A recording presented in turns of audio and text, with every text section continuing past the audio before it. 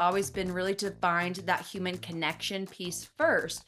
And this can be with anyone, someone that we know is an ideal prospect, or just someone you're sitting next to on a plane or waiting in line at Yeah. Starbucks. So, if we can prioritize that human connection piece and essentially being social and interested in others, then the business side of it and the sales side of it just becomes more seamless, more organic. It starts us off on a solid footing. And if we can really prioritize the relationship, the sales follows. Welcome to the Making Sales Social podcast, featuring the top voices in sales, marketing, and business.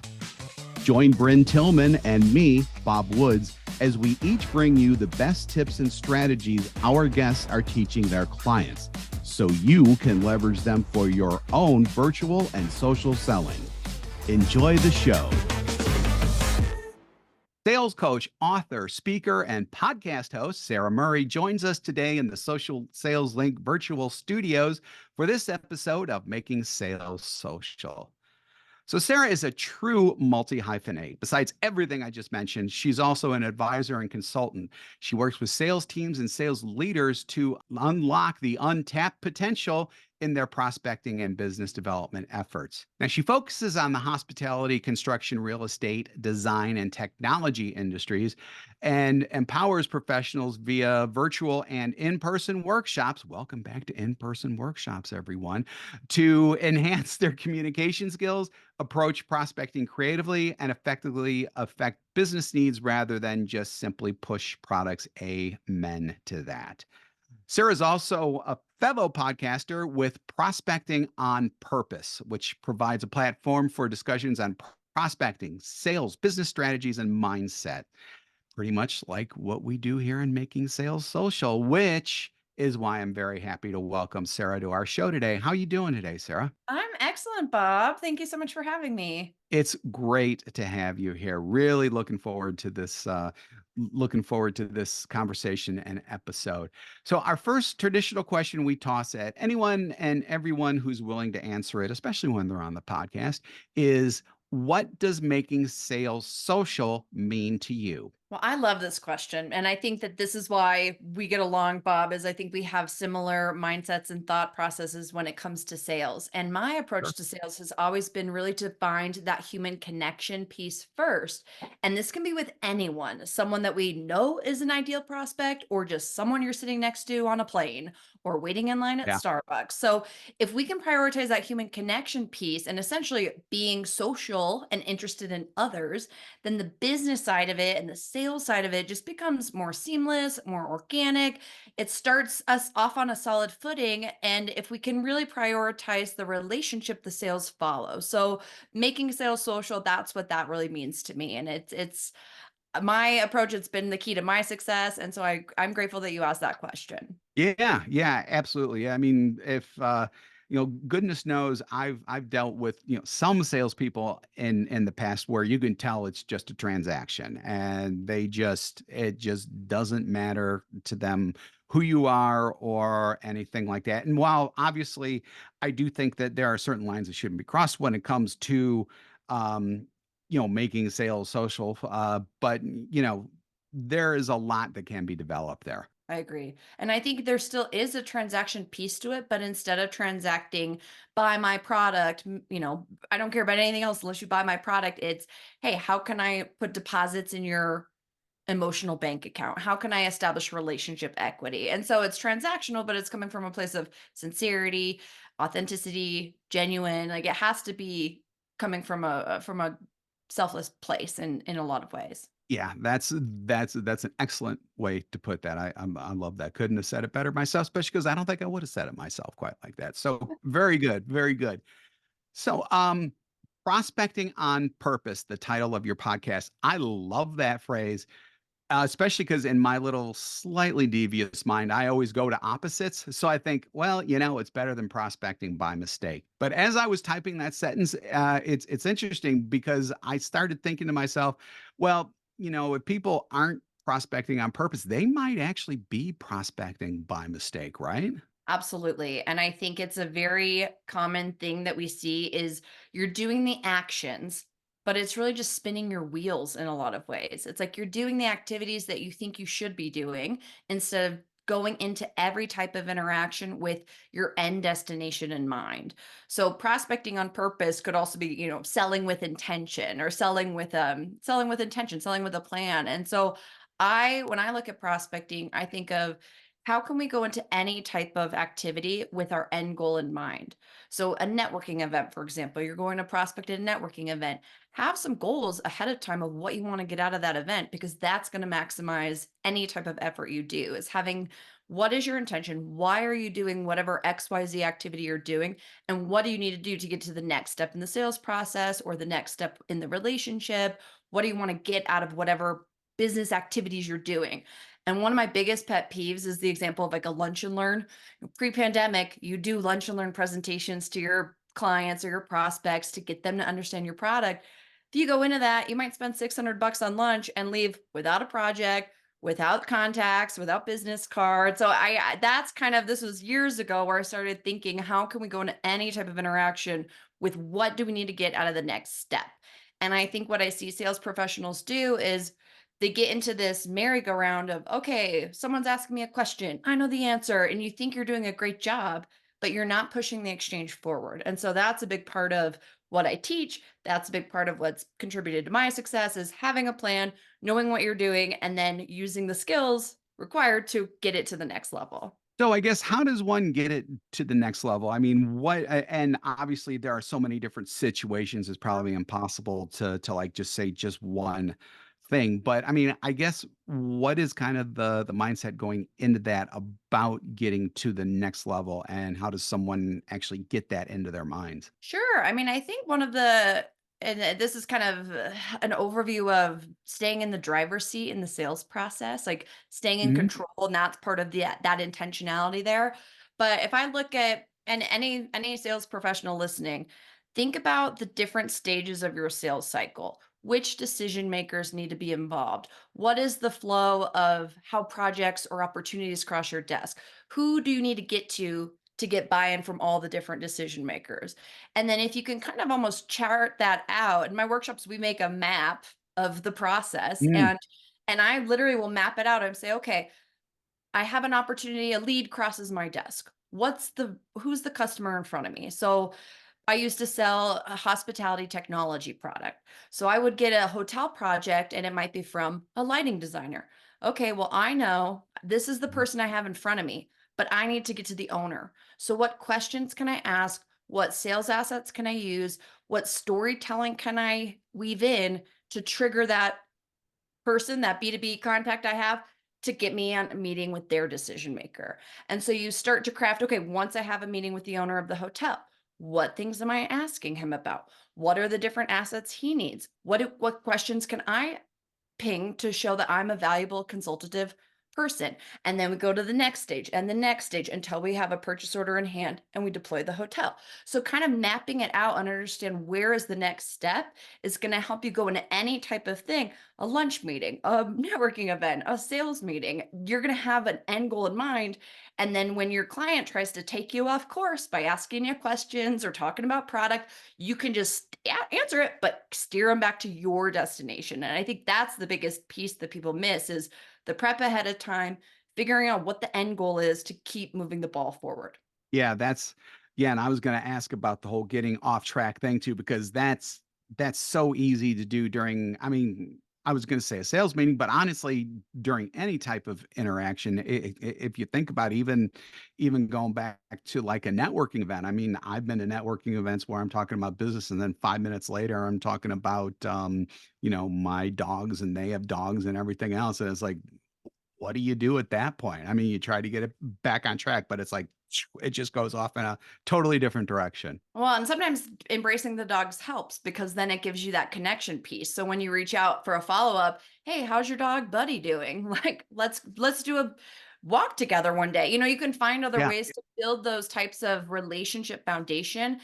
And I call it putting deposits in the emotional bank account. You have all these opportunities to add value and put deposits in, but when it comes time for work, it's so natural to say, hey, while you're on your walks with your dog, like, hey, who should I talk to at so and so? Can you do that introduction? Like, it makes it a lot easier to ask for things because you're contributing those relationship points. Yeah, and that definitely drives things forward in a way that I don't think a lot of people even think about necessarily. But I mean, yeah, because you're definitely getting more personal there, yet it still is appropriate and everything. And yeah, that's great. That's great stuff. So in your experience, what are the key differences between the most and least successful salespeople, and how can managers foster what you call bucket one mentality in their teams? And then you have this method of categorizing via buckets too. So I definitely think that that would be helpful to go into. Sure. Yeah. I think that probably a lot of people will relate to this when I say it, but when you're working with people, whether it's your colleagues, whether it's yourself, I always would group people in one of two buckets. So, bucket one, people are like the rock stars. They answer their phone, they're on top of it, they're in the driver's seat, they're easy to get a hold of, their customers know and like them. And then you have your bucket two people that you have to chase, they don't answer their phone, they take a long time to get back to you. I mean, I even would put a bucket two person as someone who defaults to a no before they default to a yes. The bucket Mm, ones are gonna say yes first, or at least I don't know, but we can figure it out. Like the path forward as a team versus that's not my job. We all know the bucket ones and the bucket twos, but right. there's kind of this like hidden bucket. I call it bucket one and a half, where we think we're in bucket one, but we might be closer to bucket two. And a lot of the ways that you can start differentiating yourself and putting yourself in that rock star bucket, I think one of the most important things that we can do as sales professionals is to always ask questions and then listen to the answer. And I think that that is the biggest piece that will put us in the bucket one. And the questions can be, let's go back to a lunch and learn example. All right, you set up this lunch, you got 10 people in the room, you've got your presentation that you do.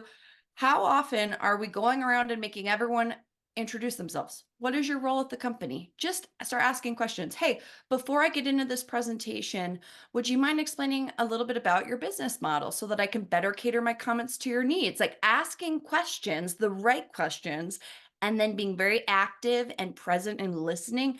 That's what makes the rock star salespeople, because they can start to peel apart, they cater their presentation to the needs, they can listen for opportunities of other, tangential opportunities, other departments we could talk to, other people we can ask for introductions for. So I think the biggest thing is the ability to ask questions and listen to the answer and make sure that it's coming from a place of confidence and not ego and arrogance. And that's really where I think the rock stars start to really shine and lead the pack.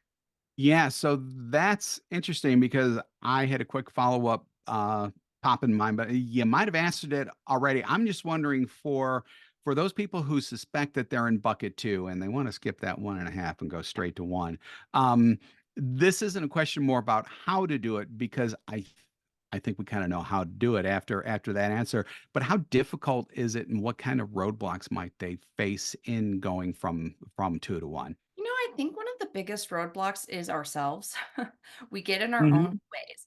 And I think one of the biggest advantages, if you fear that you're in bucket two and you want to get to bucket one, I think taking some time to really sit with yourself and reflect on yourself and maybe prioritize some of the more personal development pieces that you can do, Hmm. because I think that where confidence comes from is in liking ourselves and continuing to learn and improve upon ourselves.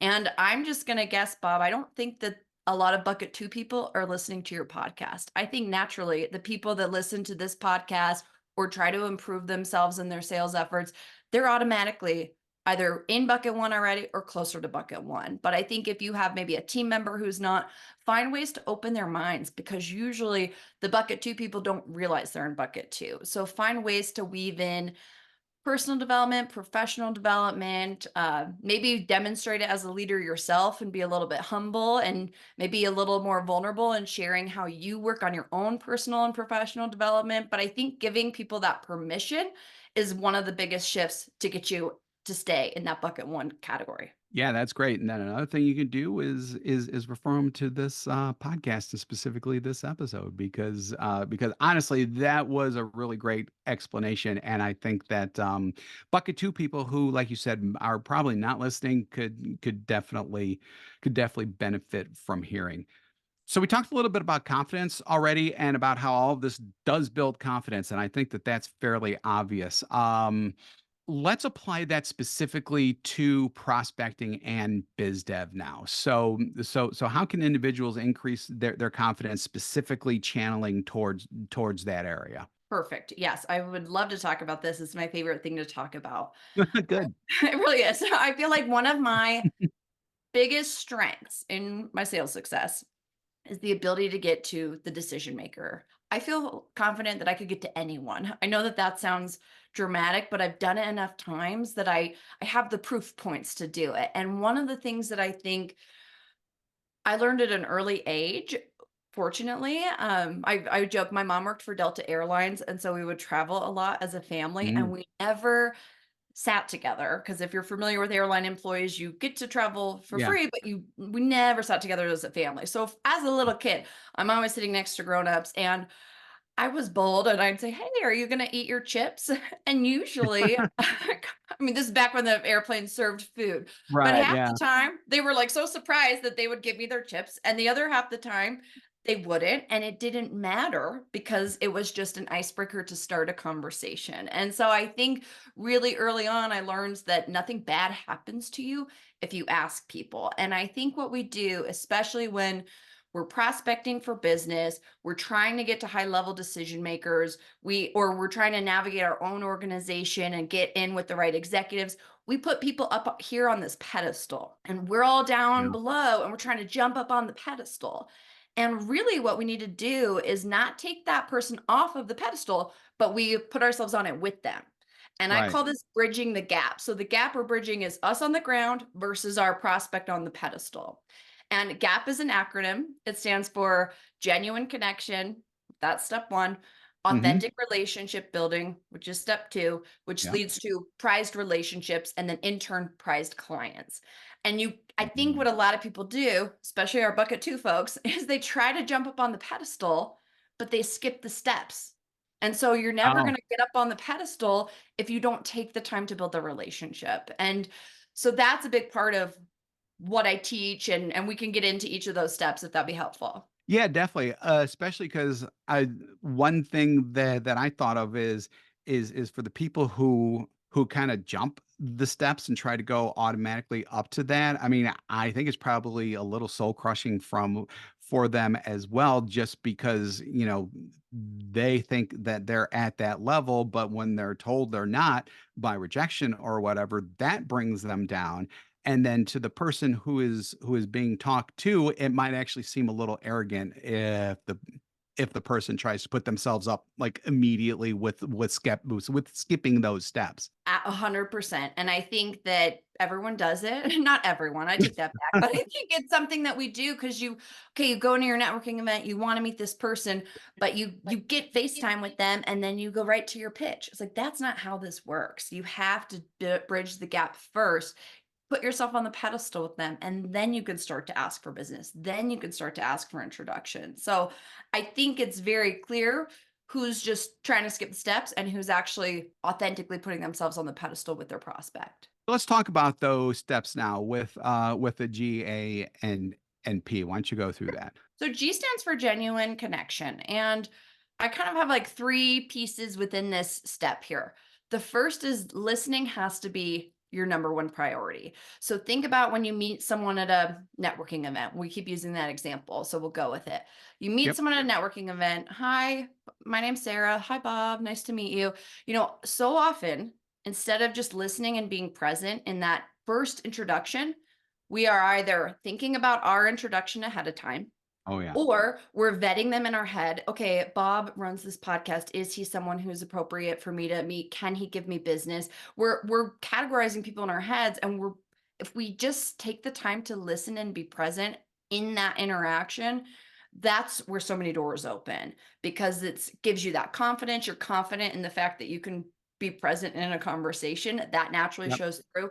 But that's where you can start remembering names more efficiently, using people's names. That's the most magical piece in the world. That helps establish connection. If you're not listening to their name, it really hurts that opportunity to make a quick connection piece. So listening, remembering names. And then my favorite part about this kind of first tier here I like to Mhm. use icebreakers. And I think when people hear the term icebreaker, they think like cringy team building Right. games. Yeah. But really, like if you're in line at Starbucks and you ask someone, hey, are you waiting in line? That's an icebreaker. So it's just a Mhm. way to open a door to a conversation. And so once you get that quick, easy open, Mhm. that's when you can go on to the next piece. Or you could just ask them for chips. Exactly, that's an icebreaker. It's an icebreaker, but, like, nothing bad happens, and usually Right. I actually categorize my icebreakers into mild, medium, and spicy. So mild might be like, Oh. mild might be like, "Wow, like, what weather we're having." That's just a mild icebreaker, or, "Where are Mhm. you originally from?" Just more basic stuff. Medium icebreakers, I would say, are a little bit more personal, like, "Hey, how did you meet your spouse? Do you have any kids? Do you have any Mhm. vacations coming up?" Like, just easy little connection points. Yep. And then this is kinda weird, but my spicy icebreakers I like to use sometimes because they make you really memorable, and usually people are tired of talking about work and business. Sometimes it's fun to just Um, mix it up. So, yep. one of my spicy icebreakers that I like to use is, who are 3 fictional characters who make up your personality? Or who was your childhood celebrity crush? Or just little silly things, and I know that you're probably listening and you're thinking, "Why on earth would I ever bring that up in a conversation?" But what you can do is you can use something like this podcast episode as a buffer. So you get to the networking event, "Hey, I was listening to this podcast on the drive in and the host was asking me, what is the best bird?" And it was so random, but it kind of got me thinking, I really like hummingbirds. It's kind of silly, but if you can use a buffer to Yeah. introduce a spicy icebreaker, it's just a fun way to connect and be memorable and mix it up from the daily monotony of just work. Yeah, 100%. Absolutely. So that's kind of then we trigger into the next step, which is authentic relationship building. And I have kind of two pieces within this step. The first piece I like to call just be cool. And I know that sounds kind of silly. Like when you think of Yeah. cool, it's not you're fashionable, it's not how many LinkedIn followers you have. Like being cool is really just being someone who leaves the other person feeling energized versus drained. That's a pretty bucket one, bucket two differentiator too. Right. Because when you get to that networking event, you could absolutely connect over an icebreaker that's negative. You could say, "Oh my god, the Mhm. traffic was such a pain in the butt to get here today." It's like, yeah, Yeah. that does establish connection, but that's a drag. Nobody wants to work with that. So Mhm. find ways to stay positive and be energizing or at least neutral, because nobody wants to work with someone who's draining their energy. Yeah, that's a good point. Yeah. So I like be that. cool, staying positive. And then this is kind of, I think, the holy grail here is, Stephen Covey coined the term the emotional bank account. And if you're not sure what that is, it's basically a series of deposits and withdrawals in someone's emotional bank account. So just Mhm. like I said, you could have positive and negative connection points. You can have positive and negative bank account deposits. Right. And ways that I like to phrase this as an acronym called ABAV. And that stands for always be adding value. So anytime you go into a conversation with anyone, you're thinking, how can I add value to the other person? And and I think that's one of the biggest ways to get yourself up on the pedestal is find ways to add value.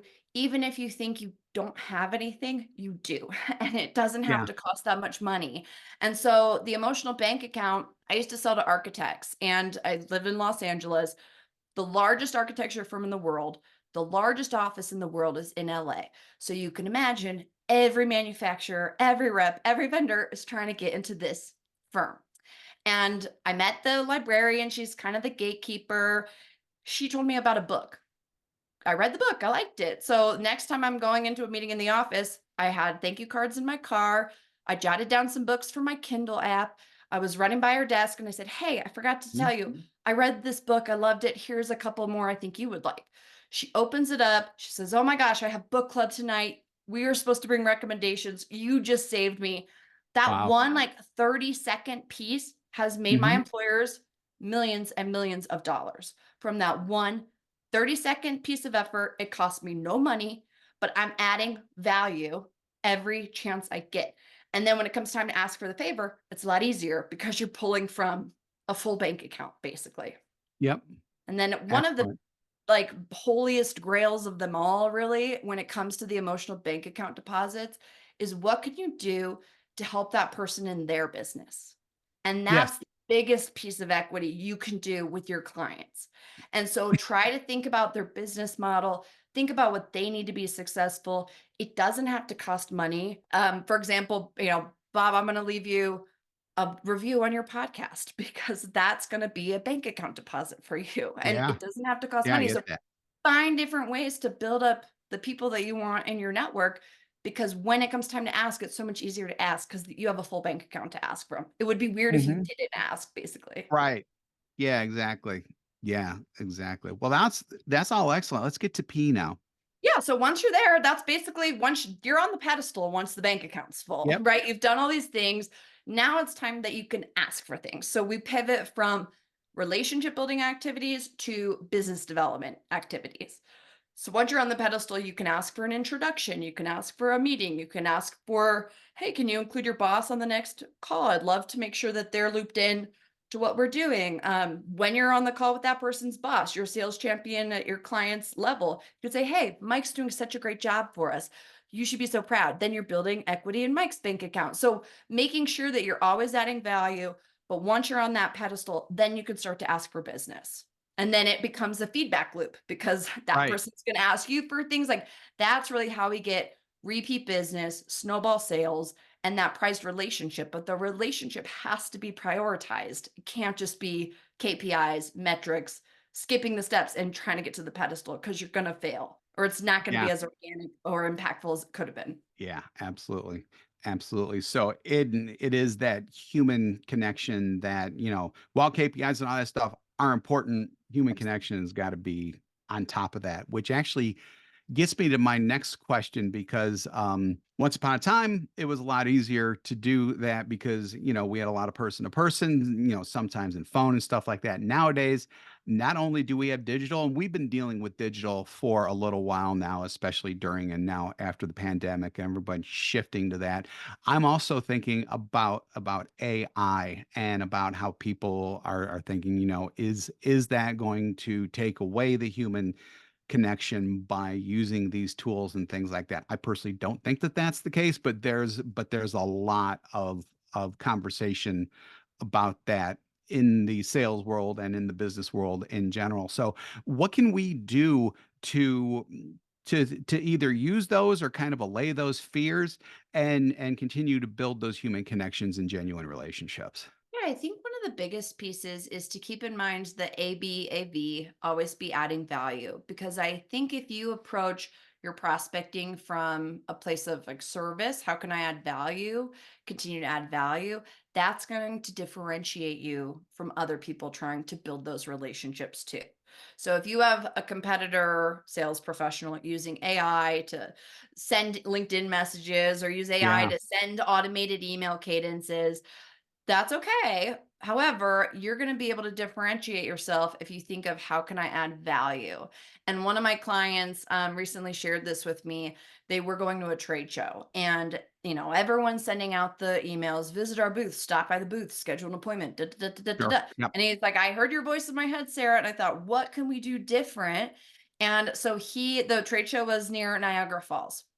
So he made a one-page PDF of things to do in New York City, or excuse me, not New York City, things to do in New York near Niagara Falls. He organized a bus if anyone in the show wanted to join them on their excursion to Niagara Falls.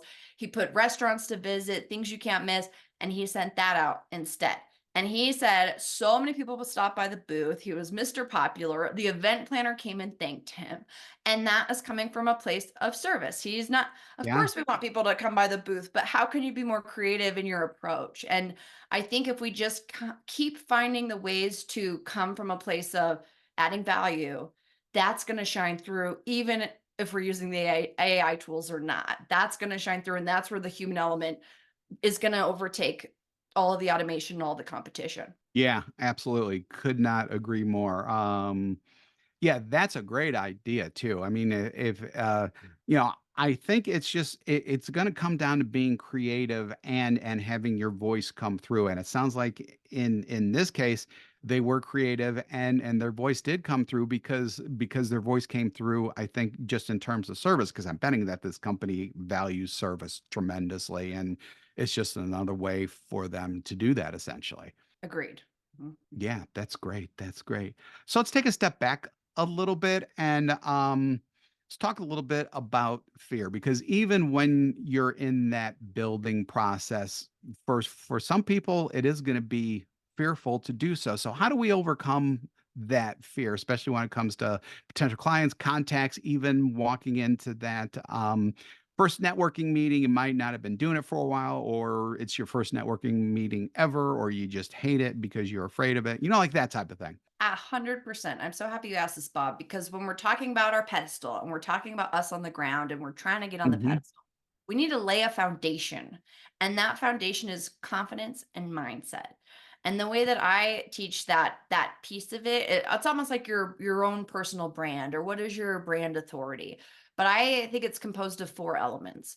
So the first is your values. Like if you haven't taken the time to just sit, like Google a values list and pick the top five and identify how you show up in your work, because our values can be different as a spouse, as a parent, as a daughter or son, as a professional. So look at it from a work lens, but look at, what do I want my clients to feel when they work with me? What are my core values? And then I think that I have them on a post-it note. I know what they are off the top of my head, because when you approach other people, if you know your values and you're paying attention to them and you kind of start to understand what the other person's values are, even if you have nothing in common, you can find connection points with your shared values. Right. And I think that's where I've been able to work with a lot of, I was in commercial construction for many years. It can be Oh, intimidating. It's a oh lot of yeah. money on the line, a lot Hmm. of egos, a lot of Yes, men, egos is so, but yep. I was always able to connect with the values and get on the same page. So I think if you haven't taken the time to sit and just think about how you want your values to be when you show up at work, that's step one. Step two is, I like to sit and think about, like, what are you passionate about? What lights you up? What could you talk about all Hmm. day? And that's not necessarily, that is part of your personal brand, and it gives you some things that you can have in the back of your mind to pull from when you're trying to find connection points at that networking event. So Hmm. let's say you love riding your bike, or you're writing a Christmas movie, or you like sailing, whatever that is. That's a way to show people who you are without necessarily Hmm. being vulnerable. It's just showing what your passions are. So one, identify your values. Two, like, embrace and be proud of your passions. And then the next three and four, I call them core competencies. And usually in business, we think about, what are our business core competencies? How are we different from our competitors, from our company, our organization? I like to look at it as, what are your personal core competencies for yourself? Like, what are your strengths? So I'm a strong presenter. I can talk to anyone. I identify what are my personal strengths, and then what are my company's strengths. And those four things come together almost like your little, like, armor or your shield, Right. because you have, like, when you're going to go approach that pedestal, it's like, okay, my name is Sara Murray. I value creativity, intention, professionalism, fun. I love reading. I love meeting new people. And my business does this. And my core competency is this. Like, if you kind of have that little script in your mind, you know the value that you bring to the table, whether the other person knows it or not. And the way that you can show them is to use the steps to get on the pedestal. And now you have the ability to really partner in a collaborative approach. And that, I think, is, knowing yourself is what's going to make you more confident approaching the pedestal. That's great stuff. That is great stuff because when you have a plan, you have a purpose and that gets into everything that you do essentially. But I mean, having a plan, I think is purposeful. It's not doing things by mistake. When you have a purpose and you're able to plug that plan into it, things are much more likely to happen than if you're just going in and you just don't know what the heck you're doing. Exactly. And I think just Yep. taking some of that time to prep, and really, honestly, I think big part of it is, we throw the word authenticity around a lot. And I Yes. I like that word, but I think what it's getting a little diluted, and I'm trying to bring it back around. But when I think about, if you can identify those four components I just mentioned, Hmm. when you are confident in who you are and you like yourself and you're authentic in how you show up in your work and your personal life, of course, I have found that when I'm my authentic self, it gives other people permission to be their authentic selves. And no matter what level they're at, I've had CEOs that you would never know, but now all of a sudden I'm eating Subway sandwiches with their family because I was just my authentic self. And Sure. that's what people wanna work with, and if you're your authentic self, it's gonna shine through, and it's gonna give the other person that permission to just relax, and that's kind of what being cool is to me too. It's like you're just Yeah. comfortable in your own skin, and then that's what's gonna give the other person their permission to be themselves too. Yeah.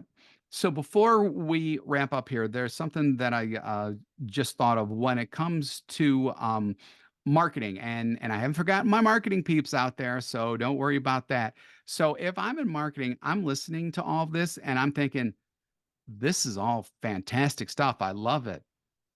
How do I help my sales reps with it? I love that question because I think historically marketing and sales can kind of butt heads, as we Absolutely. know. And personally, I think one of the biggest ways that they can collaborate with each other is I like to always approach things from a business model and understanding my client's business model, and then Hmm. build your messaging and your storytelling in a way where it overcomes objections. And I think, this is maybe a little old school, but I think one of the easiest ways to do that is in our assets, like our sales assets, which marketing produces. But Hmm. instead of producing a sales asset that's all about the features and widget functionalities, Right. that's important, but it's not as important as how is my product going to help my client's business move forward. And so in a guest Mm. room application, I sold hotel technology, but I collaborated with marketing and we built a, 3-page document and said, this is the benefits to the staff, this is the benefits to the guest, this is the benefits to the owner. And we just put our heads together, put together a whole list, and then bucketed it into those categories. And then that is how I would approach ownership. I'd say, hey, I have this thing that's going to make your staff more efficient because of X. It's not leading with the product features. And I think technology, software especially, has an opportunity to speak more to the business human side of it. Like, how is it going to make your life easier? How is it going to improve your life and your business? And that's Right. where we need to focus on. And I think that's where sales and marketing can interview customers. I think one of the biggest things when it comes to storytelling and feedback from sales, if you find a story that really supported your business, pass that back to marketing and find ways to weave it Yeah. in. Just like I did with my example of my client who went to a trade show.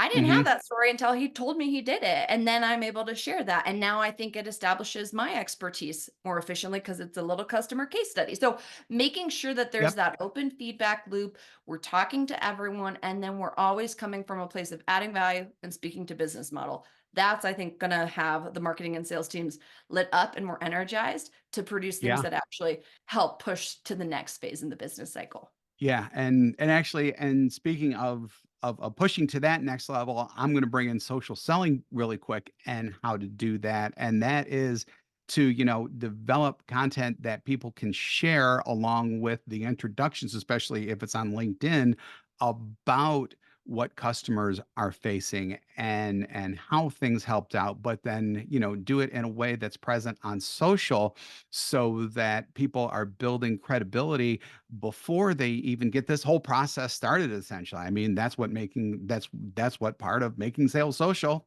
I mention it again, but it's true, is all about. I mean, that also generates excellent content that can be shared and can be used by sales. So I just felt the need to insert that really quick because it's something that we teach all the time here at Social Sales Link, and that's a great way to approach it. And it's a great way to add value is through your Yeah. social selling. So I think that you hit the nail on the head. Yeah. Thanks. I appreciate that. But yeah, absolutely. Yeah. I mean, you've got to be adding value not only in your personal communications and your personal relationships, but in social in general too. Because if you're not doing it in social, people aren't going to know that about you. That when they talk to you, that you are there to add value. You're not there as a finger snapping stereotypical salesperson who's just interested in closing the next transaction, and that's it without anything else. Exactly. And that's people don't want that anymore. Everyone's tired of Yeah. it. Everyone's tired of it, and yet so many people in sales just don't realize that yet. I have the LinkedIn direct messages that prove that, trust me. So do I. And you know what? The ones that I respond to are the ones that added value. Like, Yeah. and they're the only ones I reply to. Well, the ones that I reply to are those, except sometimes I'll say something like, "Is this really working for you?" And guess what? They never reply. So, so in other AI. words, it's not working and they just, yeah, yeah, or it's AI or automation or something like that. Oh That's a my good God. point. I never thought about that. That's Yeah. actually a good point. Well, I have one living grandparent left. I was really close to all my grandparents, and she's 89, and I just hung out with her, and I asked her, what are the keys to living a long life? And her answer was quick. It was, have a cup of coffee every day, drink on occasion, sleep in when you can. Like, it was pretty basic Sure. from my 89-year-old grandma. And I posted it, and it had a lot of engagement. And then somebody commented on it saying something like, "Thank you for sharing your grandmother's sales journey." I'm like, Oh, okay. And I was like so wanting to comment and be like, "Your AI yeah. did you dirty, man," but I didn't. But it was Yeah. so obvious that that was Yeah. not a real person who wrote that comment. AI did you dirty. That's like a t-shirt, I think, or something like that. But That's trademark it. great. Yeah, exactly. That's funny. Oh my God. Yeah, I'm doing it. I'm doing it. I'm trademarking it and you'll get 10%, Sarah, I Okay, promise. sounds good. Okay, sounds good. So, I love those, one thing you can do right now kinds of takeaways from shows like this. So, Sarah Murray, if there's one thing our audience can do right now to improve their sales prospecting through everything that you've just discussed, what would that be? And I feel like a drum roll is necessary I here, but know, because I feel like I want to pull from a lot of different things we talked about. yeah, I I know. I think that I think that active listening is one of the greatest skills that we can work on, and I think we have opportunities all day long to listen actively. And so I would challenge everyone, the next conversation you have, forget anything that's happening after that conversation and do everything you can to just be very present with the person you're speaking to and listen to what they're saying and Yep. respond. And don't, Yeah, because I think we're all multitasking, we got so much to do. Just do your best to be present, because that's going to leave the other person with a feeling of genuine connection, and that's what's going to continue to build. And it's an easy thing to practice. Every time we talk to someone, cut out all the noise and just be present with who you're speaking to. excellent way to wrap up. So, if our listeners want to get in touch with you, find out more about what you do and how you can help them, how would they do that? Sure. Well, I'm happy to connect on LinkedIn. That's the easiest way to find me, Sara Murray. My website, Sara Murray, is quite a common name, but I did get the URL. So it's Sara Good for Murray. you. Sarah is Sara. I was Um, gonna say that. Yep. Murray. And then I have a great podcast called Prospecting on Purpose. It's available everywhere you listen to podcasts, and I'm pretty easy to get in touch with. So please reach out. I'm happy to support you. So you, the listener, your homework is to stay on this platform because I'm sure that we're both on the exact same platforms everywhere. Your next task is to search Prospecting on Purpose and catch one of Sarah's episodes because I know that they will be worth it. So, Sara Murray, multi-hyphenate when it comes to sales prospecting and coaching. Thank you for joining us today. Really appreciate your insights. Thank you for having me on the show. It's a real honor, Bob. Oh, thank you very much. I appreciate that. And thank you for streaming this episode of Making Sales Social. So remember, when you're out and about this week, be sure to make your sales social and climb up that pedestal too. Thanks, everybody. Bye bye. Thanks for watching, and join us again for more special guest instructors bringing you marketing, sales training, and social selling strategies that will set you apart. Hit the subscribe button below to get the latest episodes from the Making Sales Social podcast. Give this video a thumbs up and comment down below on what you want to hear from us next. You can also listen to us on Apple Podcasts, Spotify, and Google Play. Visit our website, socialsaleslink.com, for more information.